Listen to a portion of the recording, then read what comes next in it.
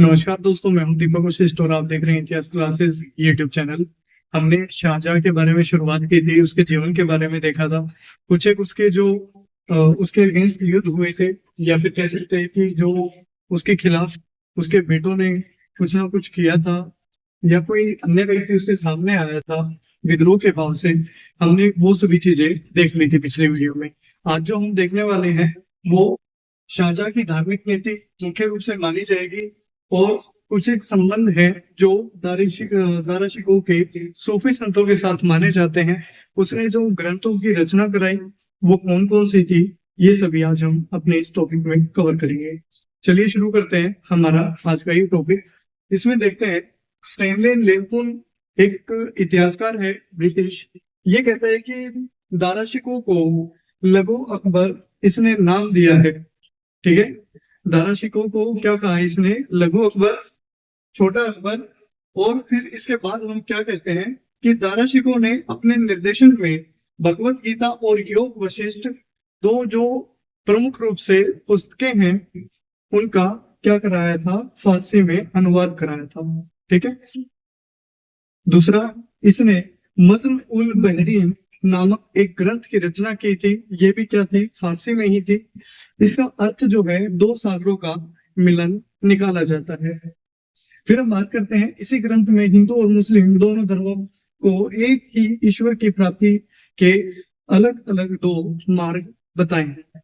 ठीक है, इस पुस्तक में क्या बताया है? जो हिंदू और मुस्लिम लोग हैं, या फिर हिंदू और मुस्लिम दो विचारधारा जो है, वो क्या है?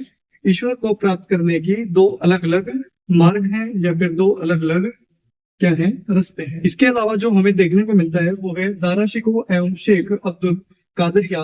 ये दोनों भी जो हैं क्या करते हैं? वेद और उपनिषदों को ईश्वर द्वारा बनाई गई पुस्तक की संज्ञा देते हैं, या फिर कहते हैं कि ये जो दोनों ग्रंथ है ये किसके द्वारा बनाए गए हैं? ये ईश्वर के द्वारा रचे गए हैं। दाराशिकोह ने एक एल्बम बनवाई, इसमें प्रेम प्रसंगों के नारियों के चित्र बनवाए थे। ठीक है, यह दाराशिकोह के द्वारा बनवाई गई थी, और माना जाता है कि ये जो एल्बम है ये रखी गई है लंदन में। लंदन के इंडिया ऑफिस में इसे रखा गया है, ऐसा माना जाता है। दाराशिकोह ने काशी के पंडितों की सहायता से 52 उपनिषदों का फारसी में अनुवाद कराया। शिव ए अकबर के नाम से इसे जाना जाता है। ठीक है, फारसी में अनुवाद कराया था 52 उपनिषदों का। इसका अर्थ होता है महान रहस्य। औरंगजेब और मुराद ने अहदनामे समझौते में दारा को उपधर्मी, अर्थात इसको क्या कहा गया है? इसको कहा गया है रईस उल मुहाइदा। ठीक है, इसको क्या बोला गया है? अपधर्मी बोला गया है, जो धर्म के खिलाफ होता है। दारा को मृत्यु दंड न्यायाधीश के द्वारा कोर्ट में ही दिया गया था। ठीक है, दारा को सरमद नामक एक भक्त माना जाता है। दाराशिकोह का एक जो भक्त है वो कौन है? सरमद। और कहते हैं कि औरंगजेब ने इसको फांसी दे दी थी। क्यों? क्योंकि ये माना जाता है कि औरंगजेब ने इसको इसलिए फांसी दी, वह ऊपर बताया गया है अपधर्मी कहकर उसने अपने समझौते में इसको बुलाया है। यह हिंदुओं का पक्ष रख रहा था, इसी वजह से क्या किया? इसके भक्त को दारा का जो भक्त था सरमद, इसको फांसी दे दी गई। इसके द्वारा ये दी गई औरंगजेब के द्वारा। दारा को मारकर दिल्ली के सड़कों पर इसे घुमाया गया, और बाद में इसको जो है दफन किया गया। ठीक है, इसका एक प्रकार से जुलूस निकाला गया था। क्यों?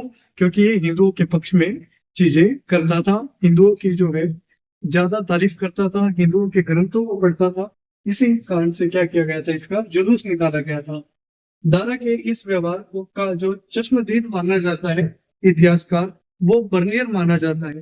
कहते हैं कि जो बर्नियर है वो कहता है कि मैं इस बात का चश्मदीद गवाह हूं कि इसे दारा को क्या किया गया? दिल्ली की सड़कों पर घुमाया गया था मृत्यु के बाद।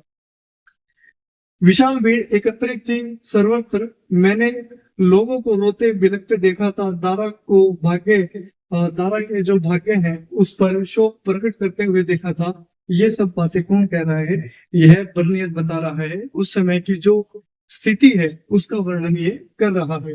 दाराशिकोह के सूफी मतों से संबंधित अन्य ग्रंथ, जो अन्य ग्रंथ है जो सूफी मतों से संबंध रखते हैं दाराशिकोह के, वो कौन कौन से हैं? वो मेन 5 बताए जाते हैं। पहला, रफीनत उल औलिया, इसमें विभिन्न परंपराओं के सूफियों का जीवन वृत्तांत बताया गया है।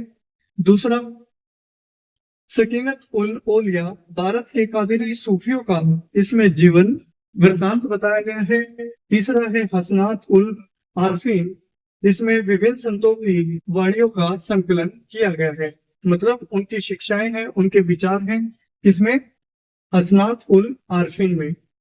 फिर तरकीक उल हकीकत, इसमें आध्यात्मिक मार्ग में जो विभिन्न चरण हैं उन सभी की व्याख्या पूर्ण रूप से की गई है, पूरे तरीके से खोल कर की हुई है।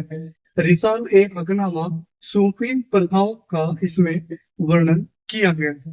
ठीक है, ये 5 ग्रंथ मेन माने जाते हैं सूफी मत पर जो संबंध रखते हैं दारिशकों के साथ।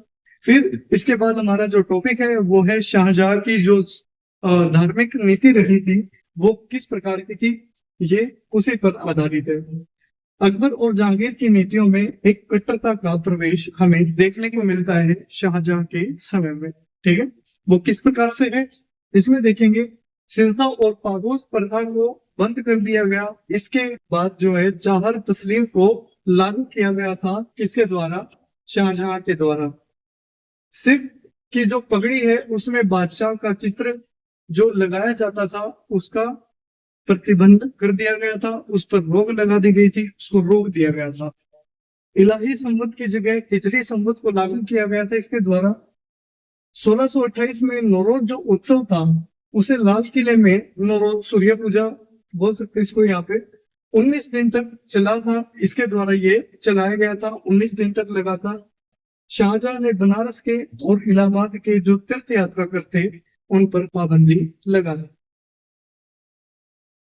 उनको एक प्रकार से खत्म कर दिया था, उसको रोक दिया था वहां पर। यह कभी जो किया गया था ये काम, ये किया गया था एक व्यक्ति के कहने पर, वो व्यक्ति है कौन, कविंद्राचार्य या फिर कविंद्रनाथाचार्य, ये व्यक्ति है।